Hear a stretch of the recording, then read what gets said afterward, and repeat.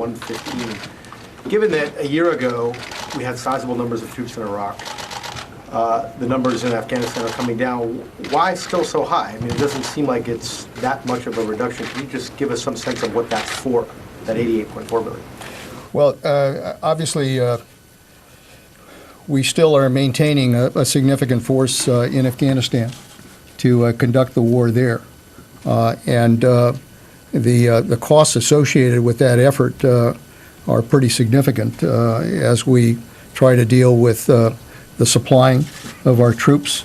This is not, it's not as easy as Iraq in terms of our ability to provide the supplies and needs that our troops need.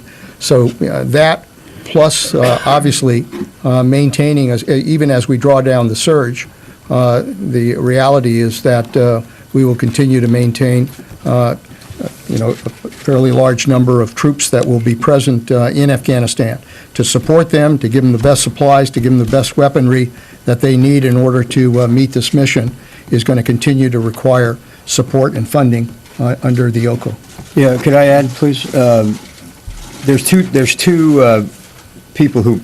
groups that put demands on OCO. One is the combatant commander for the operation. The other is the service chiefs for recapitalization, reconstitution. We've always said that it would take years following the end of the conflict to recapitalize the force, and some of the OCO costs are caught up in that.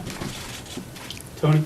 For Mr. Secretary, and then for General Dempsey. Mr. Secretary, are you seriously considering asking the President to ask Congress for another round of base closures? Your civilians are still trying to deal with the 2005 base closure with that Shangri-La known as the Mark Center. And for General Dempsey, there is a line in here that you want to restart the undersea conventional strike capability. The Bush administration tried that, and it spooked Congress, our allies, and a lot of the arms control community. The Obama administration has resurrected it, but what has changed in the last few years to prevent an adversary or the rest of the world from confusing one of these conventional missiles as a nuke? I'll go first. The technology and therefore the trajectory that would be required to deliver it, the speed at which these delivery systems can move, and therefore you can lower the trajectory and therefore avoid the confusion you're talking about in terms of it being mistaken for an ICBM with a nuclear warhead. But there's issues beyond that, but fundamentally that's it. Technology's changed, yeah. Yeah, it's a fundamental problem we have to confront as we draw down the force. We've got to take a look at the infrastructure that's supporting the remaining force, and the reality is that we are going to have to be able to reduce that infrastructure. The best approach to reducing that infrastructure politically on Capitol Hill has been to work it through the BRAC process and to develop an approach whereby we would submit recommendations, the Commission would look at those recommendations, and then make a complete presentation to the Congress, and it would be voted up or down with one vote. So obviously the BRAC process provides that kind of a process.